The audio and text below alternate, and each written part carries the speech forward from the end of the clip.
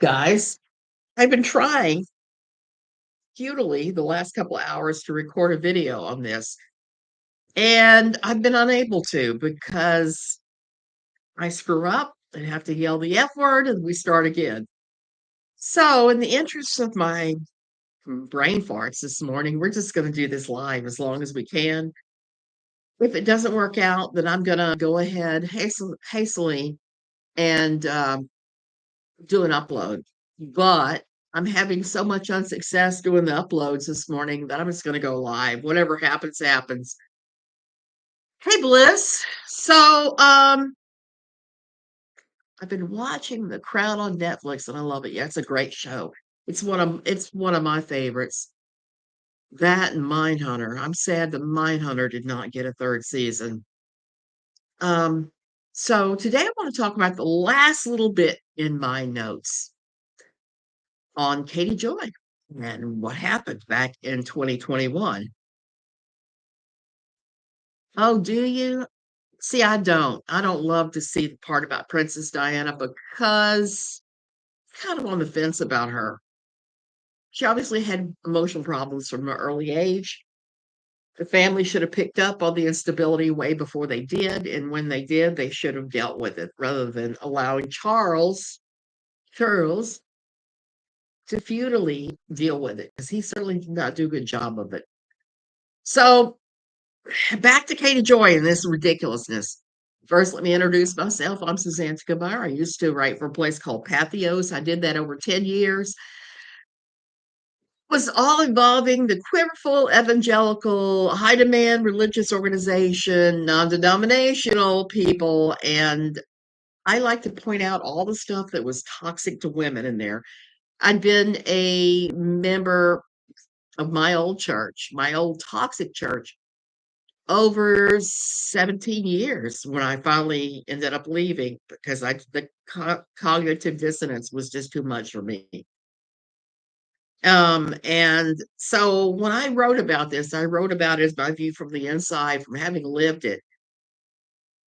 Now, during my time at Pathos, I want to say late 2018, maybe 2019, management approached me just like they usually did to do something. Now, I used to do all kinds of crazy things like moderate comments, moderate a Facebook group, and occasionally bring on new writers and tell them, hey, if you have any questions, you can contact X, Y, and Z. And I was one of those people.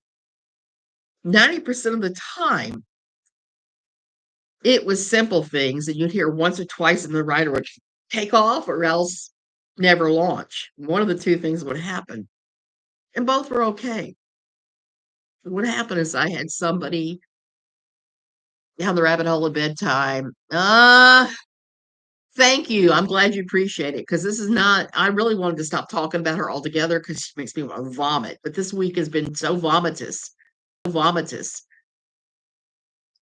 that I have to talk about this. I have to name her this time and tell you what she's done in great detail, more than I have been.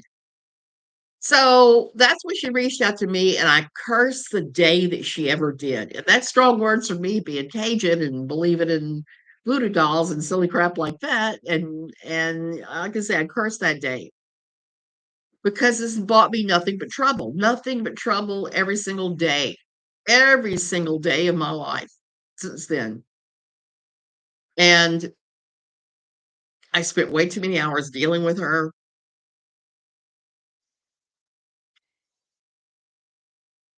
After a while, I confided in her about groomers, the Duggars, and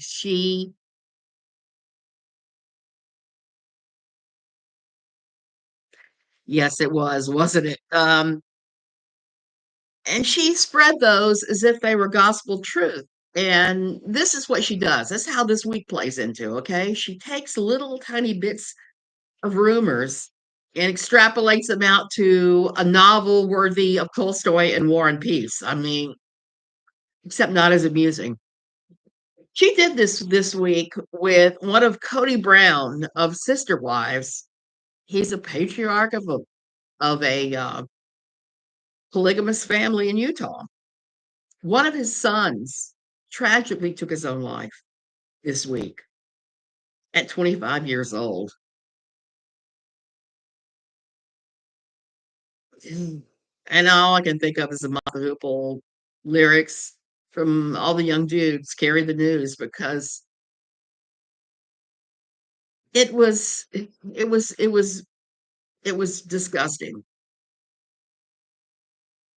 And it really spurred me to get back here as soon as I could after my husband having to go to San Jose because the incision, the hip bone to hip bone incision that he had from his cancer surgery in January had come undone. I don't know how that happens, but it happened. And he was in the hospital. He was in critical care for 2 days. But he was in there for 11 days total before they let us go. And we're still dealing with this. So on this end, it is a convoluptuous nightmare. And for her, this to happen in the middle of the convoluptuous nightmare when I'm trying to recover from my own ailments, trying to take care of him, I'm trying to clean my house was just too much. I just had a head explosion this week with all of this. It's unbelievable, heartbreaking. You're right. It is. And I don't care what you think about Cody, his theology, the way he operates his life, anything. No one, no parent of a child who has taken that tragic step deserves to be constantly harangued like this.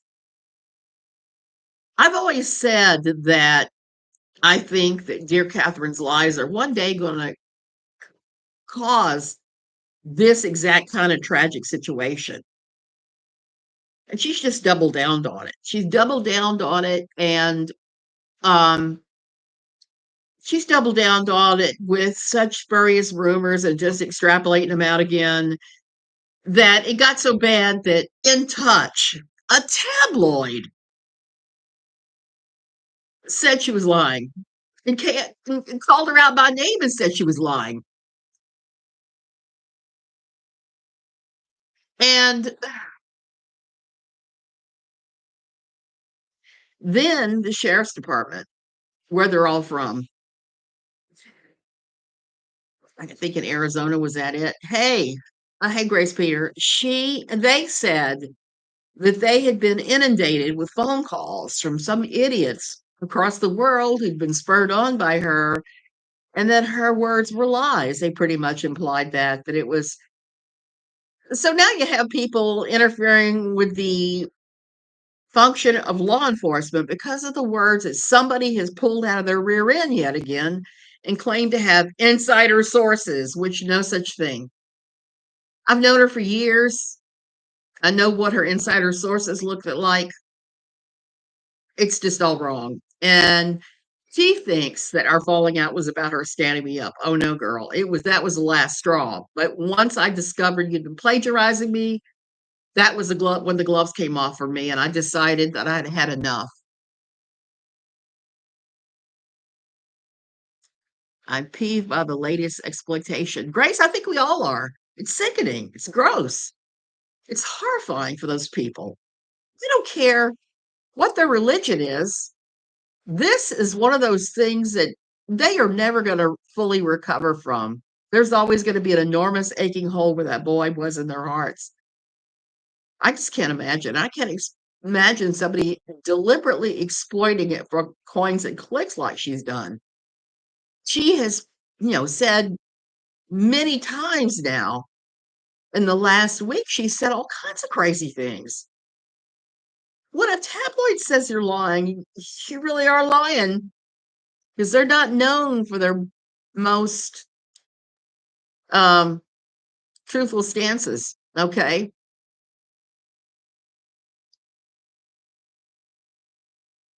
So I want to go back. I want to go back over something that I read last time because I believe it behooves us to look at this in light of some of the allegations of death threats and stalking.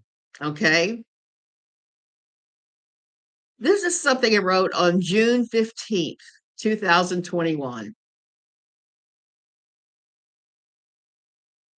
Dear Catherine is promoting the narrative hard that her stalker of over 2 years is Shannon, Creepshow Art, even if 2 years ago she hadn't had any interactions with Shannon. While it looks like the LOL cow allegations against Shannon are likely true, her bad behavior was focused on the ex of her ex, a lady who goes by the name of Emily Artful. Shannon is silent now. Okay, I was not close to Shannon. I knew her, but not well, blah, blah, blah. Okay. I was in touch with Catherine 2 years ago. She never once mentioned Shannon. She only kept mentioning her stalkers as being Steve McRae and Sherelle or Sherelle's World. Catherine also complained that Jillian Epperly was stalking her. She had no idea who Creepshow Art was, or Tina, or any of the other KJ truthers who've tried to hold her accountable for her lies at that point. It's not even remotely possible that they were stalking her.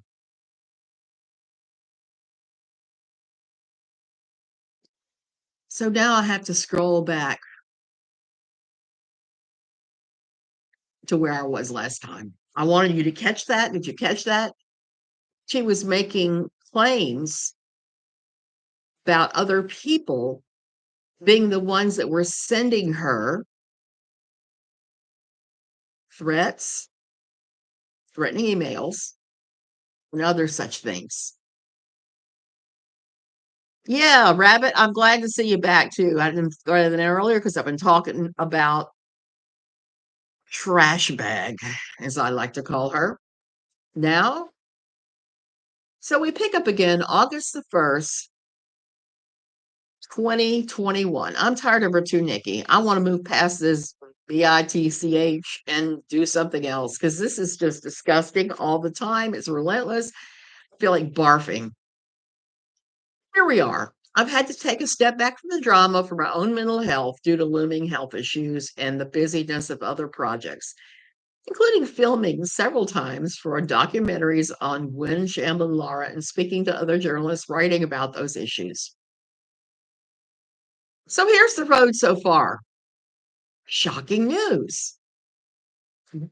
Gnat, the first mod with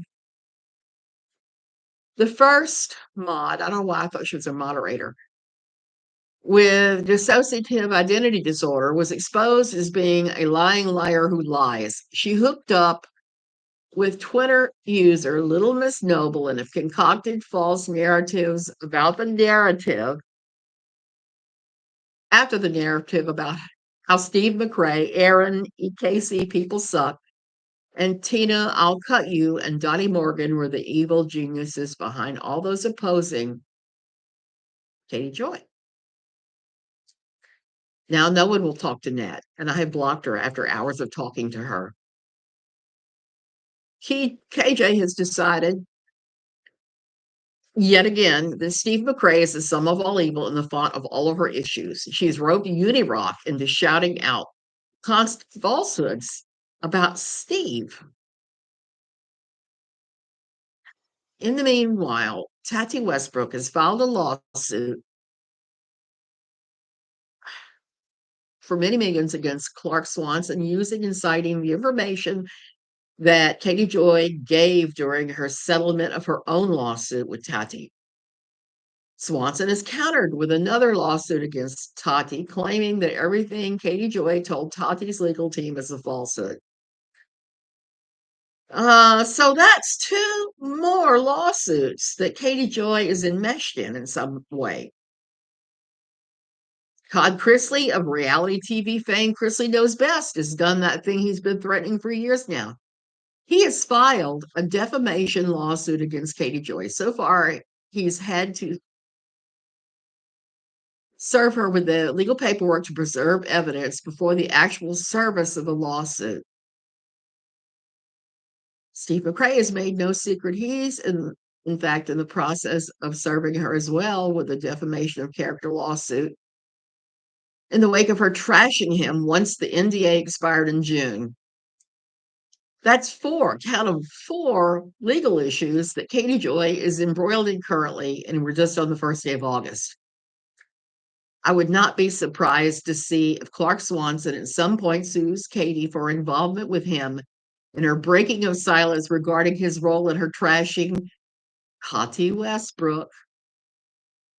And people still don't understand why Pathos pulled down all of her content because it was problematic and starting to denigrate and lie about Tati Westbrook long before we ever heard word of Clark Swanson. Many have flipped sides now and reached out to Katie Joy. And I'm not going to go through the list because some of those have flipped all over again. All over again. Okay. So we're still on that. And I don't want to rehash that. People have to make up their own minds and take their own actions. August 1st, 10 p.m.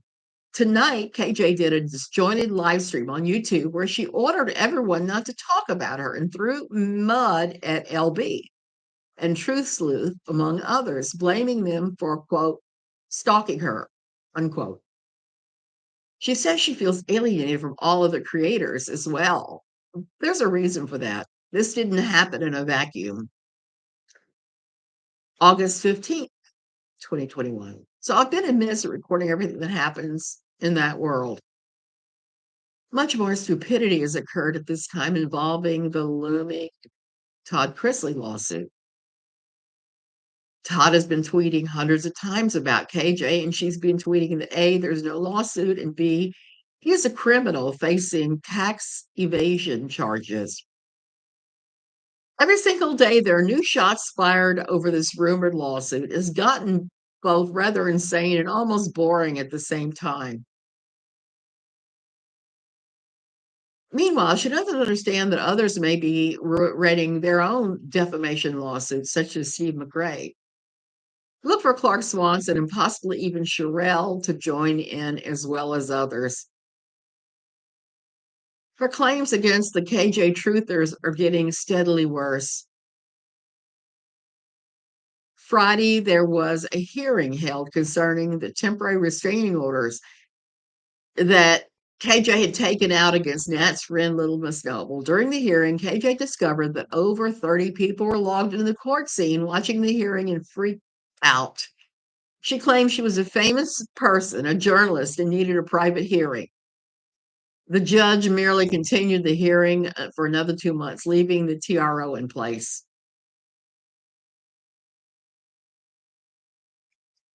Today, someone discovered that Todd Paulson had on his Facebook that they'd only been married 5 years.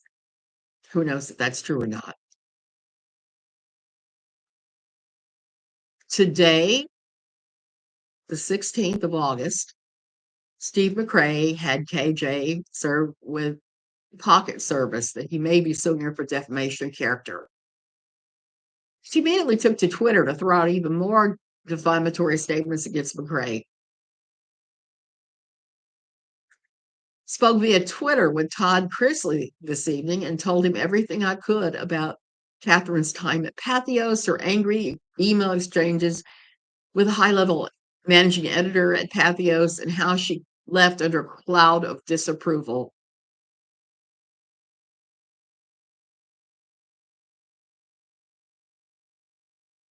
Okay, August the 17th. This is my final posting in this thing.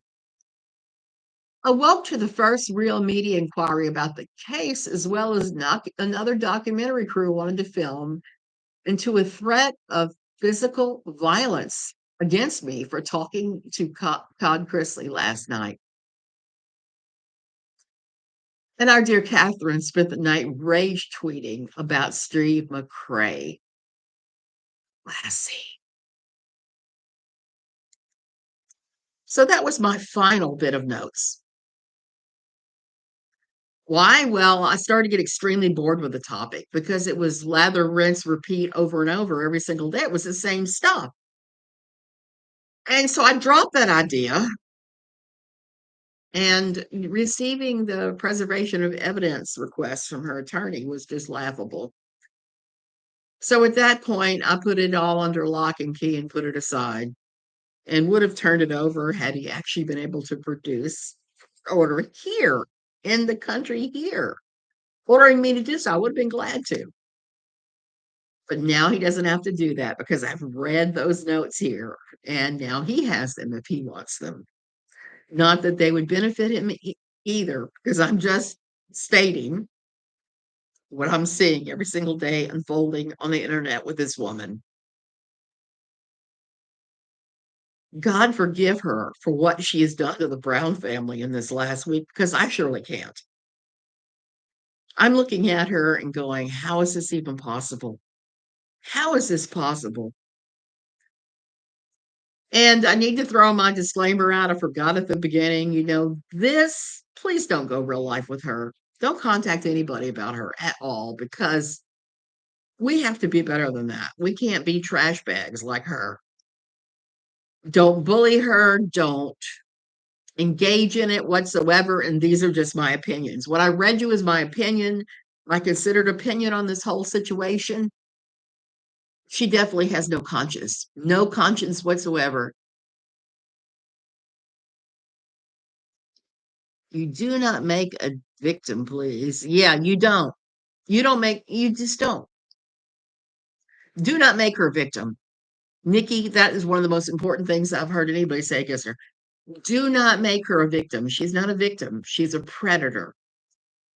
She is a ruthless, amoral predator that will use anything, literally anything. Like I said earlier, I had told her rumors about the Duggars and said, these are rumors. We don't publish these things because we cannot confirm them. If you can get supporting documentation for them, then we would be writing articles. But as long as they're rumored, and including which of the Duggar boys was a friend of Dorothy, I'm just going to say it that way.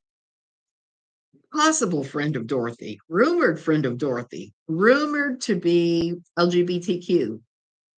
And in that group, you can't even hint at that, because if you hint about it publicly, that's what's going to happen. That is a subculture where people end up dead for having different sexualities, at the very least, shunned and thrown out of their families. And that is not our role, is to expose them so they have to be thrown out of their families.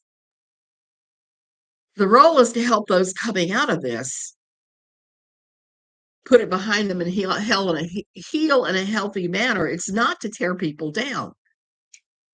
It's not to tear people so much as ideas down, bad theology that's harming people. I've spoke about this on the channel over and over and over again about the body count in evangelical, quiverful, non-denominational, high-demand taco churches. There is a huge body count. I saw some of this in my old church. And we were not nearly as connected to some of this as a lot of these churches were.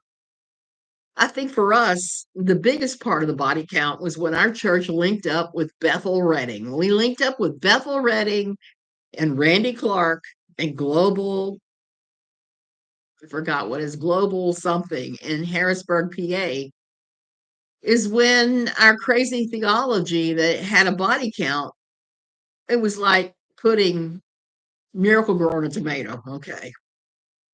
One minute you're nursing along a teeny tiny little tomato. The next minute you got 500-pound tomatoes. So when you do that, when you take that kind of theology, it's evil and wrong. What she's doing is just as evil and wrong. And as I said at the beginning of this, when you have people that are doing this stuff to people that are locked into these groups and they're telling lies about them, and they're constantly running them down, you're not helping them heal. You're not helping them see the light. You are just amplifying their pain. That's it. And you may actually be driving people to unalive themselves. Like I've said many times before, I know the 3 to 4 different rescue organizations that I'm aware of, Underground Railroad type situations, that have shut down because of her words, because she exposed them and was claiming to be exposing a CULT. No such thing. No such thing. No such thing. It's just, it's all a big pile of crap, bigger than a T-Rex turd. I mean, and I think going forward that the best thing you can do is keep trying to hold her accountable. I don't like doing it. I'm bored with her. She's so many different things that aren't good. I'm trying to focus only on the positive here. Like I said, my husband has had a whole adventure since August, and then later in the November. August was when this nonsense started. We're still dealing with it to this day. So I don't have a lot of patience right now for her or anybody else that's going to push toxic nonsense. This morning, I saw that an anti airhead started following me on Twitter, and I'm just kind of like, you smell like drama? Block, because I just don't have time for that right now. Thank you, Nikki, but it is what it is. And, the only really bad thing about all this is my kids have spent a ton of money, and my health has really declined a lot during this time because when you're with your husband in the hospital and you're staring at him in his bed and they're saying, his blood sugar is this, his blood pressure is this, stroke level blood pressure, high sugars, this is going on, he's got this staph infection, that staph infection, MRSA. Um, then I don't have much time for this. So when you start looking at this, it starts to look like, why am I wasting my time with this nonsense? It's crapola. Because you see what's important in life. Like I said earlier in an earlier video, I have to call out my kids, especially my youngest daughter, who dropped everything, who has a good job in the DC area, dropped everything on the moment's notice to fly to Costa Rica because I sent her a message at 2 o'clock saying, we're getting in the car, we're heading to San Jose, XYZ is going on. And she was on the plane and at my side by noon the next day.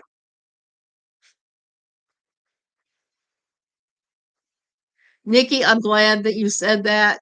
I get tired of speaking out on her. I know you're like me. You get bored with her because she's just so awful. You just want to throw up. During my dad's battle, I did the same thing in my parents' life, personal life. I cut out all the toxic people that were draining. It helps heal. It definitely does. It definitely does, Kara. Care Bear. What am I saying? I can't read this morning. And yeah, it was a lot. And thankfully, my daughter showed up. She was the one of the three that could do it, that had enough leave to be able to do that, to come here. Hauled my butt to the Hilton there in San Jose, where we lived in quasi luxury for a few days before we moved to a different hotel because the Hilton didn't have room for us. And like I said last time, my thanks go out to both hotel staffs because both of them went out of their way to help us during this time. And it was a bad thing. I mean, even the last hotel, they unlocked and let me into the laundry room, and that was huge because I had started to buy clothing because we both run out. When you wear your outfits 3 times, what do you do? Um, and it was great. It was great that she was here because she was able to force me to go rest at least every night. But in the meantime, I was forgetting to eat. And when you have well-controlled diabetes, what happens when you don't eat? Yep, the blood sugar gets wonky, and mine got wonky then. And towards the end of this day, I started to realize, hey, I've got to take better care of myself. And part of that is doing the minimum speaking out on Katie Joy. I say again, I curse the day that she landed in my life because she's brought nothing but misery. Nothing but misery and work and stealing my content. She is one of the major reasons why my book has not been published. And I still have to figure out what I'm going to do about that. I think I'm going to self-publish at this point and just get it out there.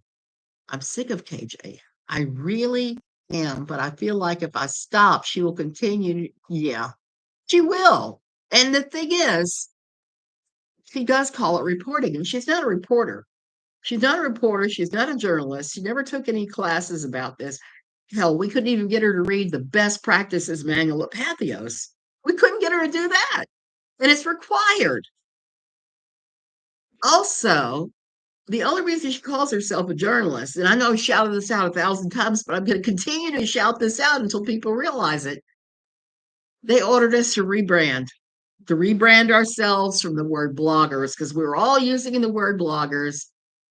And they said they didn't care what word we used. We just came up with a phrase. I chose daily columnist because I was writing a daily column.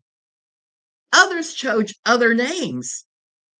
She turned to me and said, "Oh, I'm going to call myself a reporter or a journalist." And I'm like, yeah, yeah. Eye roll, massive eye roll. You do that. And I could not have been more snarky. And she never picked up on the fact that I was picking at her. She thought I was serious and has told people that I approved of her calling herself a journalist. No such thing.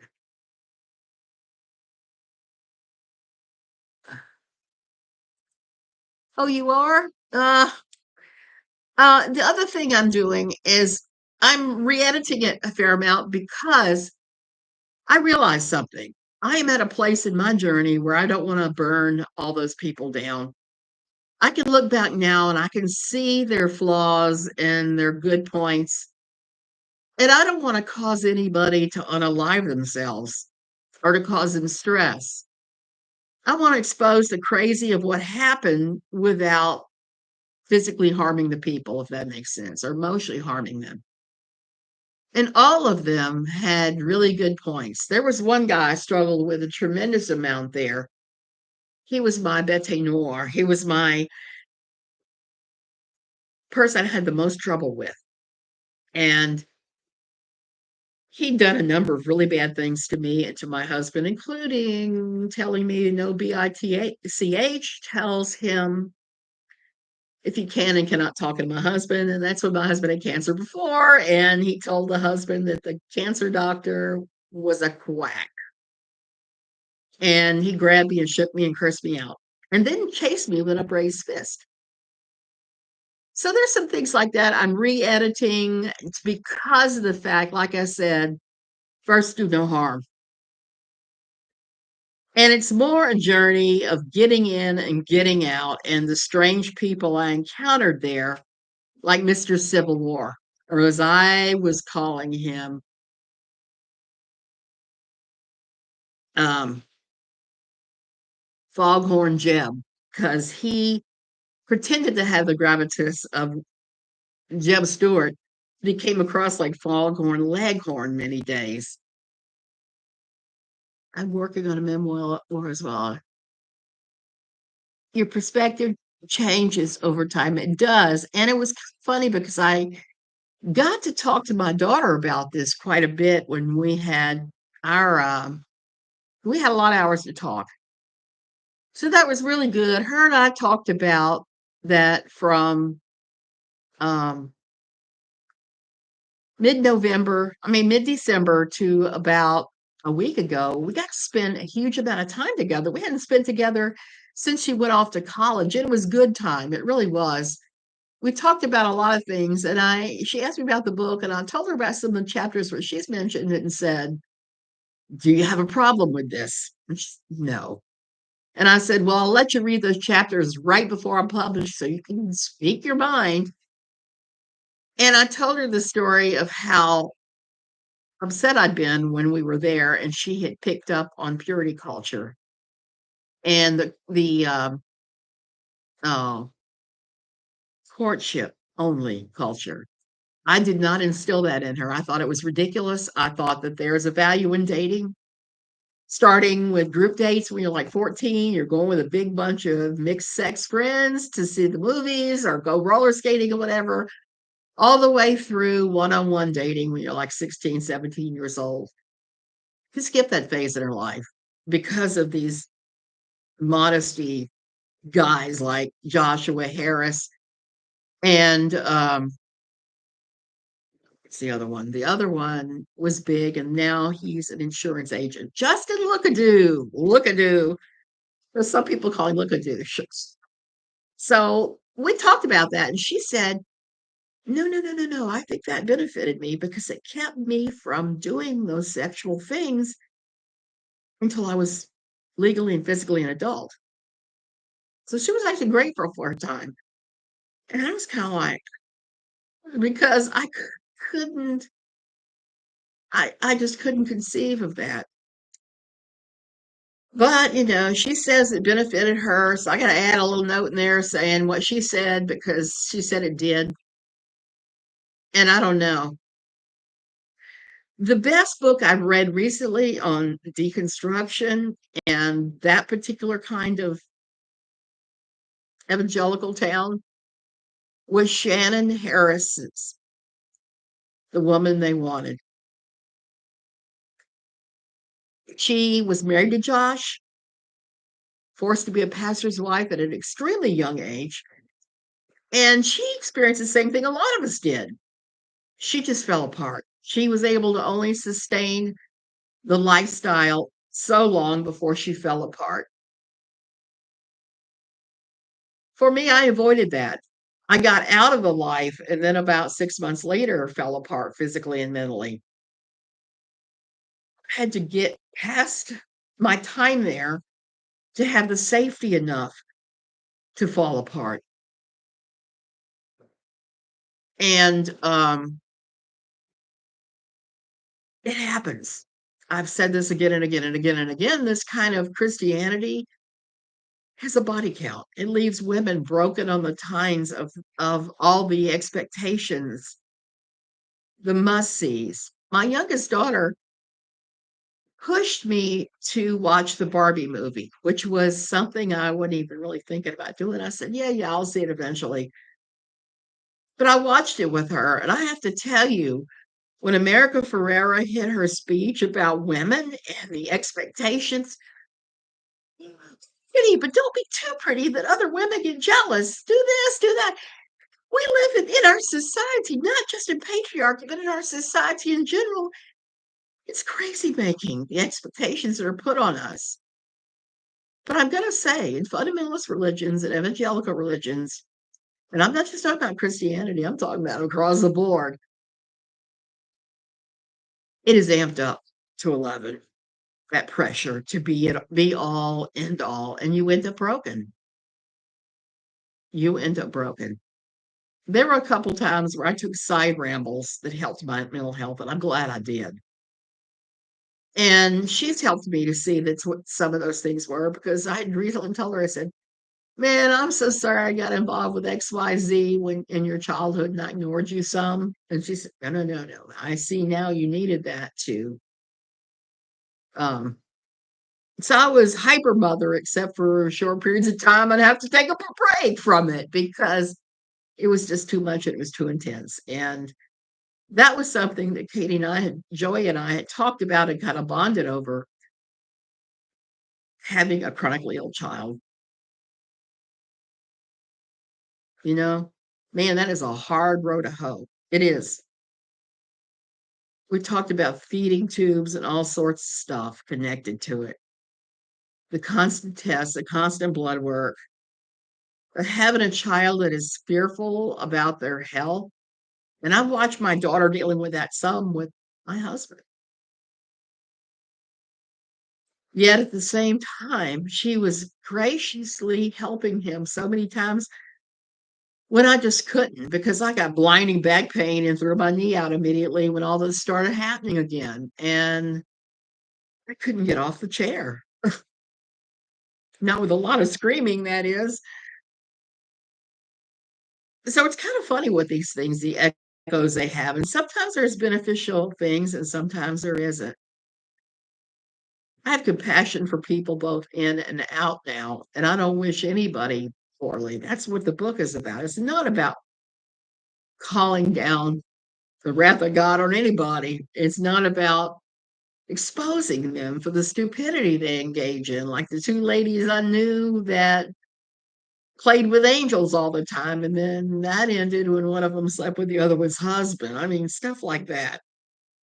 And it's unfortunate. Oh, and the other one was trying to write a book, and I discovered after I left my group that the book she was trying to write, that she talked about all the time, was plagiarized from somebody else. Surprise, surprise. So that sort of thing goes on all the time. I'm doing the edit so that I'm not deliberately poking the sick badger with the spoon, because that's not my wish either.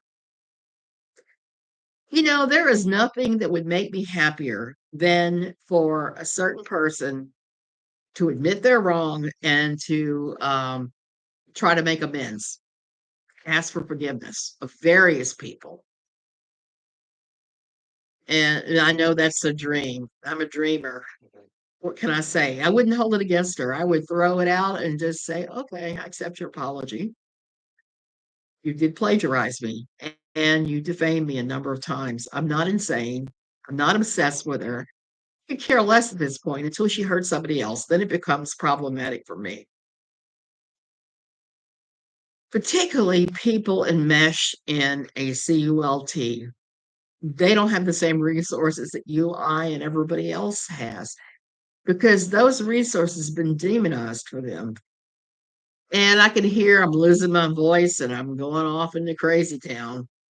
Um, I'm trying to snatch a good day of air between waves of the Sahara dust. That's one thing we get here that we don't get in the States. It just drives me crazy here in Costa Rica.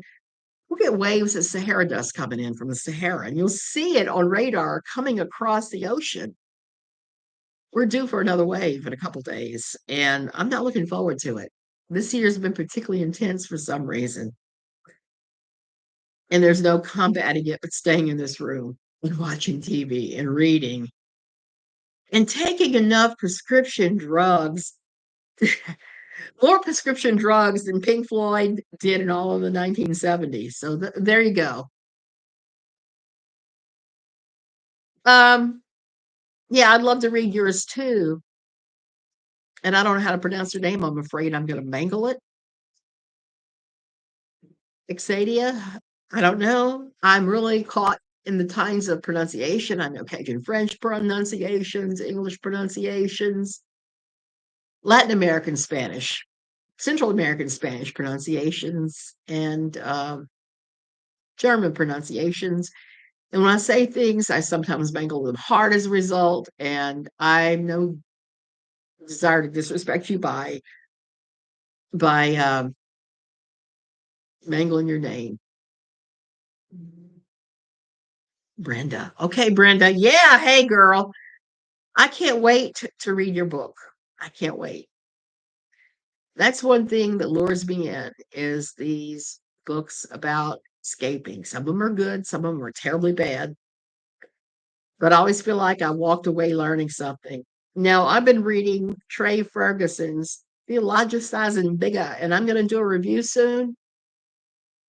And it's not a survival book or a recovery book, but it is a book about looking at scriptures in different ways. I love Trey. He's a sweet guy. That was my great grandmother's. Oh, okay. Yeah, I hear you. So there we are. And I'm a bookworm. Love reading. I do too, Nikki. I love, love, love it. And I read a lot of books. Right now, I'm reading all those chewing gum for the mind books, a bunch of thrillers, because I don't have the emotional strength to read anything that's going to take some analytics. I may reread some of the disaster porn I have, like The Curse of the Narrows, because I absolutely love reading about our history and some of the crazy things that have happened in history. Okay, you guys, I am going to go. We're done. We don't have to talk about her until she does something else. It's really, really, really just awful. And I'm going to feel like I'm going to throw up or bust if I don't say something. I've even started to post on Reddit again in that sub, and I usually won't do that. But there's been so much to discuss recently. It's just so awful. And you have a wonderful rest of your day, Nikki, and everybody else. And I'll see you later.